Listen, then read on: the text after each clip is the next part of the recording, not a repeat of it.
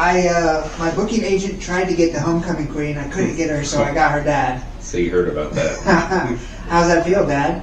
Well, feels good, I guess. I don't know. They tricked me to get me out on... Were you there that night? No. Oh. So they tricked me to get on the field, and Caitlin Moody told me that I had to work that night at security. Yeah. And I was all mad about it. Have you ever done that? No. It's like, why am I working security for the homecoming game? Anyway, I said, okay, I'll do it. And I complained for 2 days at home to whoever wanted to listen that I had to work security at the football game. Yeah. And so I'm down there before, and I'm doing nothing. No one tells me a job to do. I'm just standing there. And then all of a sudden, before the court comes out, they make this announcement about I won King in '96 here, and then Lila walks across and she wins Queen. So it was pretty cool. But they set me up to be out on the field during that. So had to be a cool moment. Yeah, it was. It was good. Now, I'm joined by Kyle Franke to talk some soccer. You guys win the conference. Obviously not the way you exactly want, but now that you've had a couple days to digest, what did you take away from that game on Monday night? I thought we were playing really, really well, and we still played really well when we were down a guy. That's one of the most heated I've got in a game. I actually got a yellow card that game. I don't get too many of those. I just felt, and I don't know if I should say this, I just feel like I needed to protect my players when I felt like they were being mistreated. Right. I don't know if that's the correct word, but we scored a goal. They come down and get a PK. Okay. Questionable call, I'll give it to them. We scored another goal. They come down and a real questionable PK call. And that's when I lost it. And then Luke Smith gets kicked out. So we're down a guy the whole game. And boy, those kids, after the game, I was just so excited the way they played, but they were just staring at me, and I said, "You guys are mad, aren't you?" And they're like, "Yeah, we wanted to win the game." And I was like, "All right." I had to kind of change talk, and I was going into the huddle like, "Hey, you kind of, you shared it," and then all of a sudden, like, "All right, they're not happy for sharing it." And Norman U High is a great team, don't get me wrong, but I just felt we were playing really, really well that night, and had plenty of chances. I think we played pretty well 10 against 11. We might have played better with 10 guys. Right. Maybe I should try that for postseason. It was a great game, great high school game, and we hung on. And it's tough playing 10 guys, especially against a high level team like Normal U High. I mean, they're a good team. They could probably, I wouldn't be surprised if they make another great run in 1A. So. You don't want to lose any guys, but in terms of losing a guy like Luke, it's huge, especially on a small field like that, where a lot of your chances are going to come from him being able to throw the ball into the box. Where for people that haven't seen Luke Smith, he might physical specimen. Coach Hay sees him walk the halls. I'm sure he gives a double take. Yeah. He is a physical specimen. He is, and he can throw the ball a mile. And he has, as this season went on, to be honest, at the beginning of the year, I had him playing forward. I was like, where can I fit him in here? And about midway through the year, I put him in the back, and he hasn't lost that spot. Yeah. He just has shined back there, and he's doing a great job. And the main thing that I was disappointed with after the game was he did not get to partake in his senior night festivities on the field, because last night was senior night, and that was the game he had to sit out. And he understood, and his mom understood, but I would have loved to see him out there. I wish you could choose the game you could sit out. Right. That's not the rules. But no, Luke's doing really well, and missing him during that game. The players stepped up. The guys stepped up fine, but he's an element that you don't want to not have on the field. Right. Yeah. And we talked about the offense, but defensively, to have a physical presence like that you can put on a guy like Noah, who is a great scorer and a great in terms of how he is able to control the game from the top. That's just another piece that he lost, and I don't want to dwell on it. I just want to make the point of and like I said, the guys that came in and Will Holton and Bridle and Leland Ferniza kind of rotated those guys throughout the rest of the 6, because we played 60 minutes without him back there, and they did a great job. Noah up top for Normal U High is a great player. he's sneaky. He gets in behind those center backs, Yeah. and we lost him a couple times during the game, but overall, I think we did a pretty good job. Yeah. One more point to you kind of losing your temper, and I just want to touch on it because I try to talk to a lot of coaches, and I'm a huge fan of Kansas basketball and Bill Self, and he will talk a lot about, sometimes you just have to get a technical to stand up for your kids because to their defense, they weren't losing their tempers and they weren't doing bad things.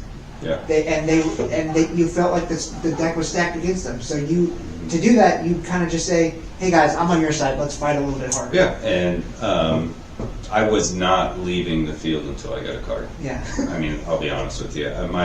Right when that happened, I knew I was going to get a card, and I was like, "This is it. I'm going." I mean, they need to know I got their back. And like I said earlier, the reason I got heated that moment was because I felt like they were getting mistreated. It's nothing about me. Yeah. I felt like my players were at a disadvantage at that time, and I just didn't think it was right. So I wasn't stopping until I got a card. And in fact, I continued to go, and he kept saying, "You got to stop, or it's going to be a red card." The referee was, and I maybe should have got a red card too, but he let me go with just a yellow. But no, you're exactly right. That yellow card was for the team. Yeah. That was a team yellow card in my mind. I want to go to your senior night because it's a pretty big group of seniors. But at the beginning of the year, we talked about a lot of guys having to step in and fill roles, and a lot of those seniors have.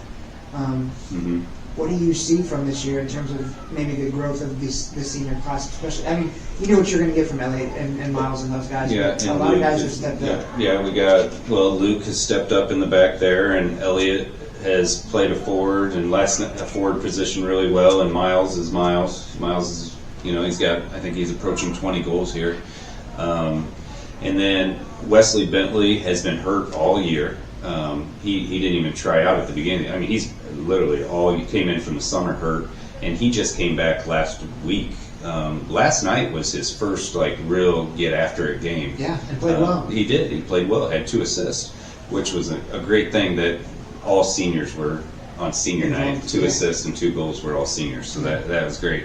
Cole Hamilton is an outside back, and Andrew Hughes. Did you see him on the field last night? My manager. Awesome. So I have 7 seniors, and the 8th senior is a manager. And if you look at last night's game, which a high quality team in Normal West, they all did well. Abdu scored the opening goal, assist from Wesley Bentley.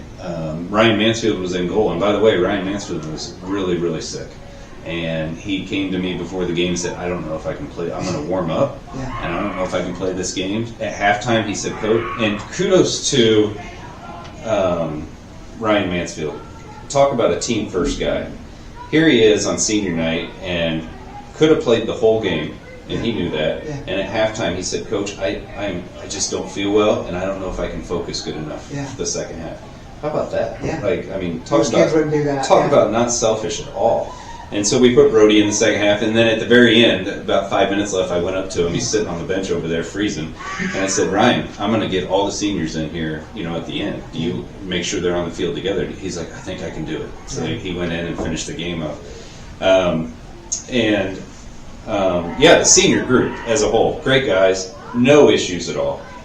They've been great to deal with the 4 years, and it's just a blessing to be able for them to be leaders of this team. So. We talked about him a little bit, but I want to touch a little bit on Miles in terms of his goal scoring ability.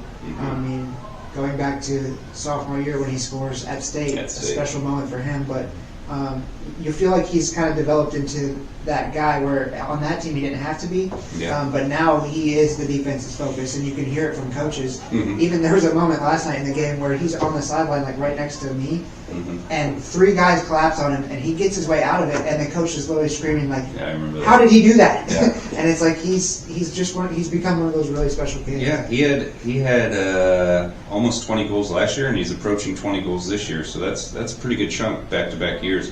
And I think all the time you look at some, and I'm not naming names or anything like that, but some guys with high goals, and then you look at the schedule, and I'm not trying to, but our schedule is really hard. And Miles And Miles has had to been double teamed all the time against high quality defenders. Yeah. It's hard to score against a solid team. And Miles is fine in the back of the net.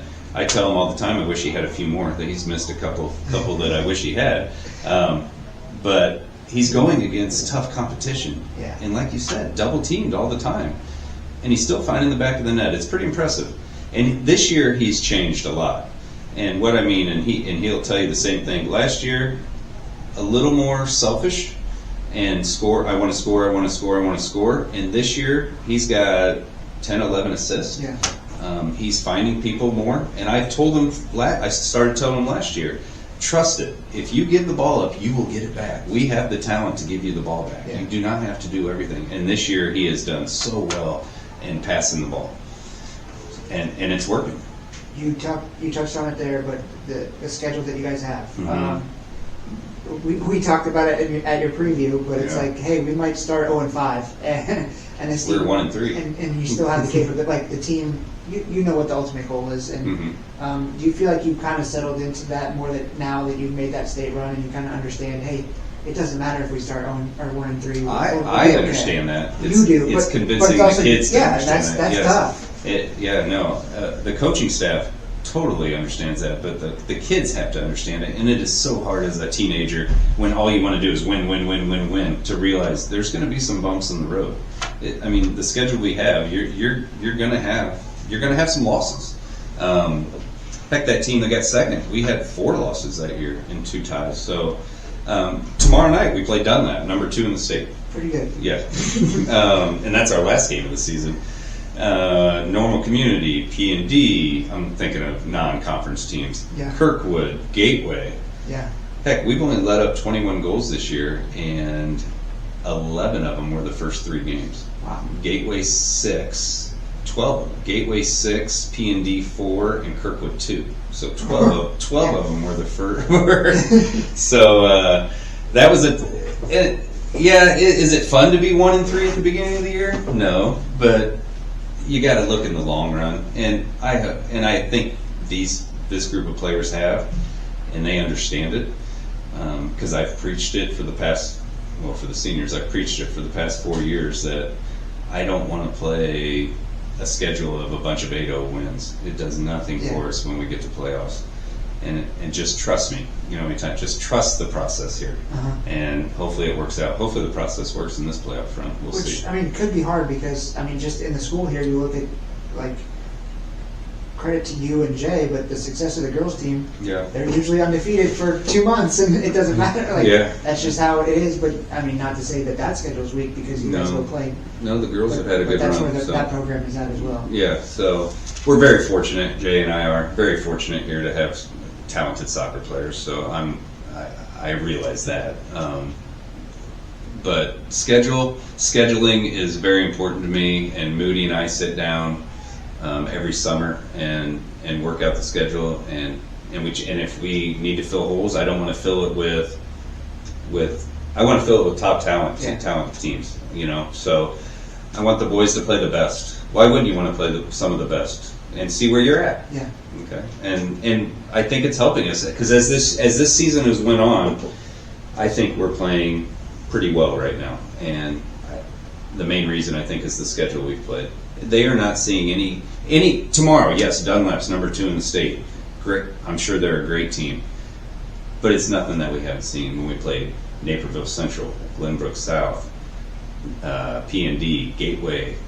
Those teams, and Dunlap, throw them right in there. Normal Community. All those teams are pretty good teams. So when they walk out on the field tomorrow night, they're not going to be blown away by the talent. Yeah. If you know what I mean. You feel like you're going to show up and compete. Yeah. Oh yeah. They better. And I think that also speaks to, you can talk about your non-conference, but your conference schedule. Yep. I know you have a ton of respect for all the coaches in this conference, but there is a legit 4 or 5 teams that can make a state run, and especially every year. If you look at the ones that go 1A, it's absolutely every year. In terms of SHG and U High, there's no question that they can go win a 1A. Yeah, when I was naming teams, I was naming non-conference because I knew we'd get to this part of the conversation about conference. No, our conference is pretty talented with you know the teams. Jacksonville, we only beat them by a goal. No, they're Griffin, right there. And they went to state a couple years ago. It's a challenge. So I think this is to win the conference or share the conference. I think this is our third year in a row, and it's kind of special to do because we shared it last year with Rochester, and then we won it outright 2 years ago, the year we went to state. So 3 years in a row, it's a pretty good feat, I feel, because the teams anybody can beat anybody on a given night. They all know each other. I say it all the time. All these kids know each other. They play up to, you want to beat your friends that you play with in club. Everybody, it's almost all the conference games are tight, and it's a talented conference. And if you look at it this year, there is a handful of conferences or a handful of teams that I feel can make a stake run this year. Yes, we're the 1 seed, but I feel once we get certain, regional championship, we could play Rochester. Yeah. Last year we lost to Springfield High in the regional championship. You're going to have to beat both of those teams more than likely to get to a sectional championship. And that scares me. So because good coaching, good players, and it's a tough road. I know you're really good friends with Chad, but he's don't let him know that. He's told me multiple times during the season, like, for example, there's a team by Champaign that they play that he says, I hope we lose this game in the regular season because I want my kids to be mad and beat them in the postseason. And it's happened a couple times where that's the case. Just like last year, we beat Springfield High in the regular season. They beat us in the regional final. Yeah. So you throw out when you play conference teams, you throw out the records and just who's got the grit and the effort. Yeah.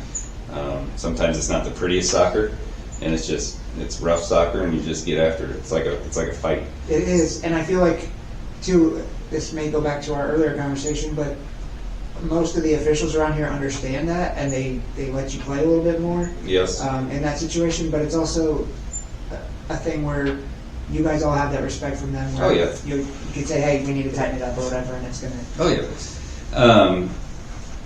You're right about the officials. This year. It's been when we've gone out of conferences when the card happies, when we've got a lot of cards. Back to the coaches. I respect, just thinking of Pat and Chad right now, because even Pat and Chad and myself help out at SAS on Friday nights and coach together. Yeah. Like on Friday nights, we're together coaching youth. Yeah. So it's pretty cool. But great coaches all across the conference. Mike over at Griffin and Paul over at Jacksonville, and I'm probably missing the Stookie at Lincoln. I mean, there's Jeremy Stanton. Stanton's a great coach. Yeah. It's loaded.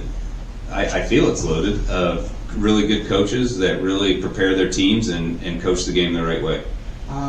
We'll kind of wrap it up with this in terms of, now that we still have Dunlap today. Well, when this comes out today, but and obviously that's a big one. You'd want to win that one, but what if anything does the program change as you go into postseason, or what do you do as a coach that's any different in these next couple of weeks? Ooh, any different? No, I don't want anything different.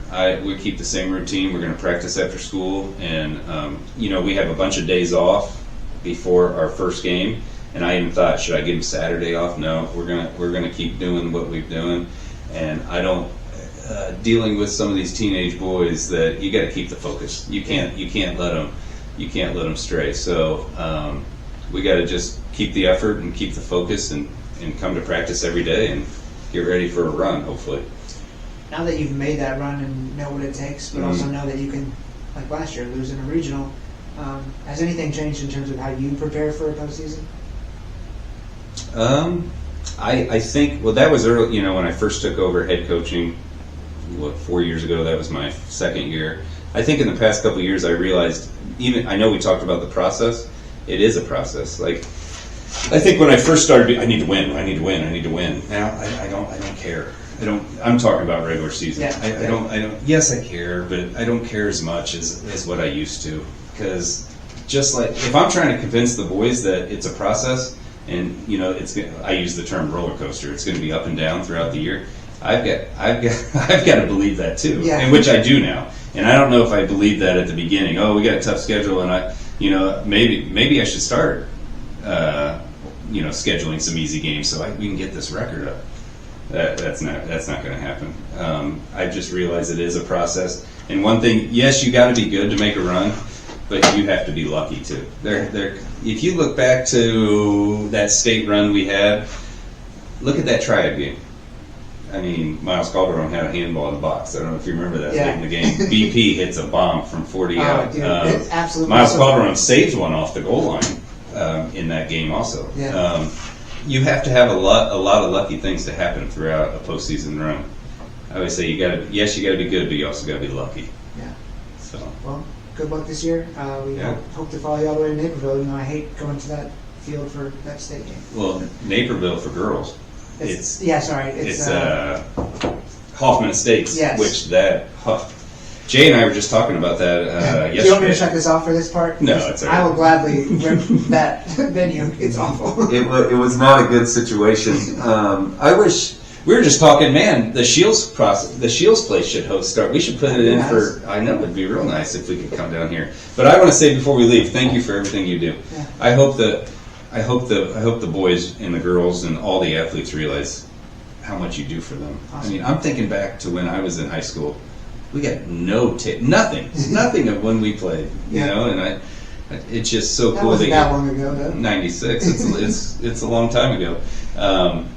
It's just very appreciative. Like last night, you were out at their senior night, Norman West game. I mean, right after being at the game the night before. It's just so cool that you're around, and I hope they appreciate it. And I hope the parents appreciate it, what you do for them. So I know it's your job, but still, it's really cool what you do.